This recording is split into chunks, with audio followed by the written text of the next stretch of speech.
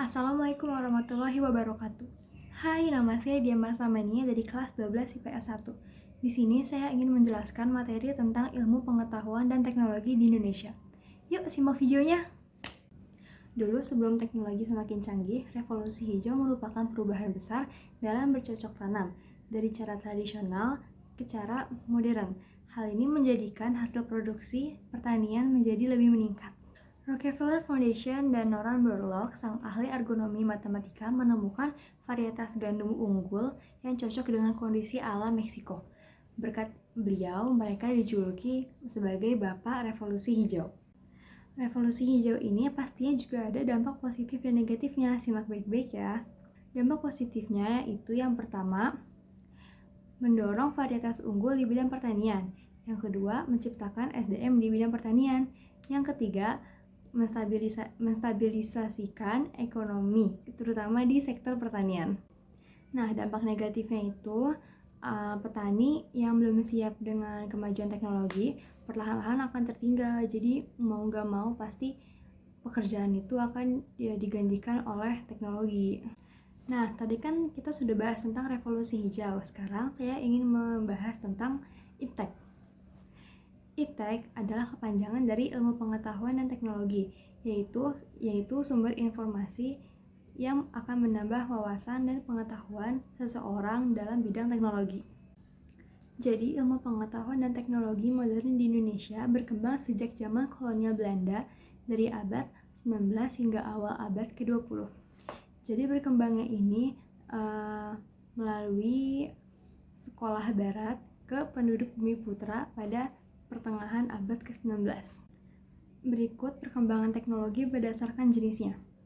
A. Perkembangan teknologi dan informasi.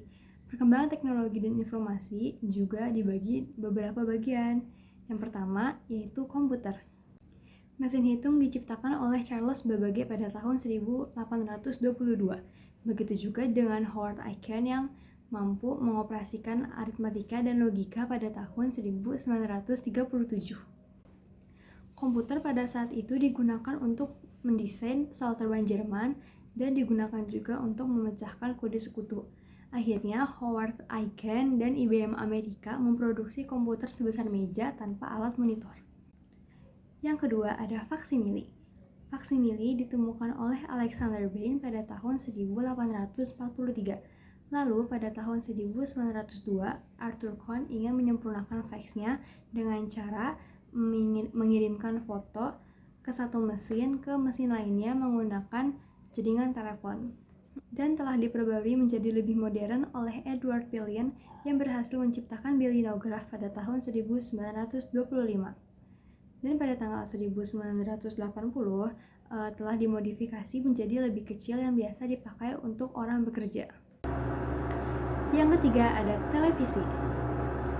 Televisi ditemukan oleh John Legge pada tahun 1923.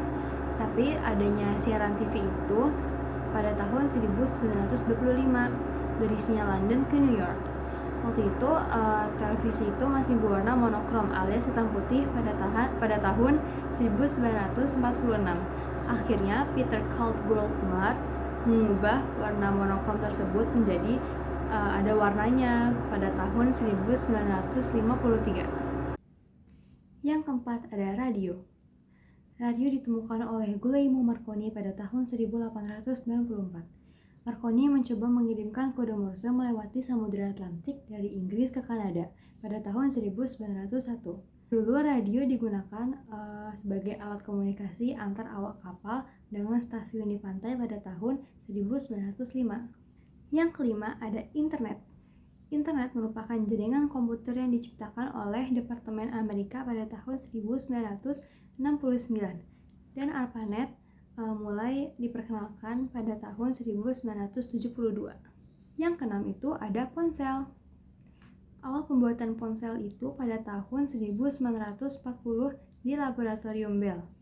Namun mulai diperkenalkan kepada publik pada tanggal 3 April 1973 oleh Martin Chopper. Pada saat itu bentuk ponsel itu masih besar dan tebal gitu, seperti foto yang di sini. Jadi kan saya membahas tentang teknologi dan informasi.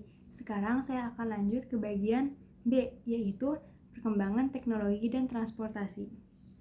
Teknologi dan transportasi juga dibagi menjadi 3 bagian. Yuk simak baik-baik. Yang pertama ada transportasi darat. Industri mobil dipelopori oleh Henry Road. Beliau termasuk orang yang pertama memproduksi ban berjalan, dan pada saat itu harganya masih terjangkau murah. Selain itu, transportasi darat yang selanjutnya juga ada kereta maglev yang diciptakan oleh Eric Lightwave pada tahun 1950. Yang kedua ada transportasi udara. Pesawat terbang ditemukan oleh Kitty Hawk, oleh Orville dan Wilbur Wright pada tahun 1903. Selain itu, Henry Fonda juga menemukan pesawat jet 2 tahun setelahnya, yaitu 1905. Yang ketiga ada transportasi air.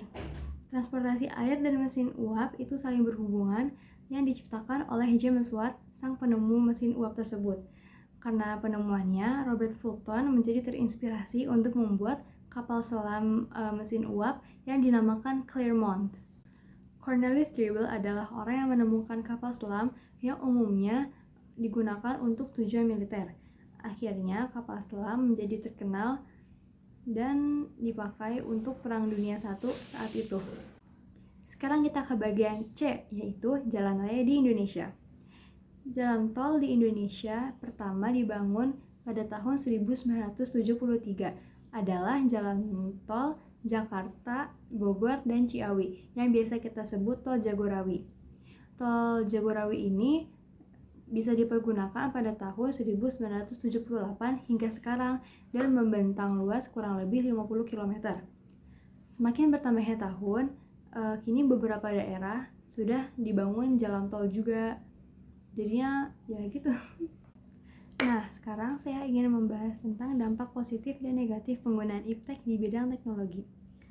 Jadi, dampak positifnya itu yaitu kita lebih bisa mudah untuk mencari sesuatu di internet, seperti ingin belanja di online shop atau ingin mencari materi di website, dan apapun itu menjadi lebih mudah. Selain itu, bisa menambah efektivitas dan efisiensi dalam interaksi sosial masyarakat. Dampak negatif penggunaan iptek di bidang teknologi yaitu akan munculnya kejahatan di sosial, contohnya cybercrime. Terus kalau misalnya kita terlalu keseringan menggunakan teknologi, akan menjadi antisosial terhadap orang-orang, dan bisa juga perlahan-lahan budaya kita semakin luntur agak kesini-sininya karena kemajuan teknologi tersebut.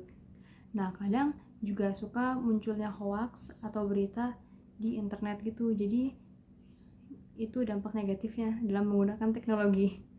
Dari dampak di atas ada positif dan negatifnya, tinggal kita yang harus pintar-pintar menggunakan teknologi tersebut. Sekian, itulah materi yang saya ingin sampaikan. Kalau misalnya ada salah informasi atau ada salah kata, saya minta maaf. Terima kasih. Assalamualaikum warahmatullahi wabarakatuh. Dadah.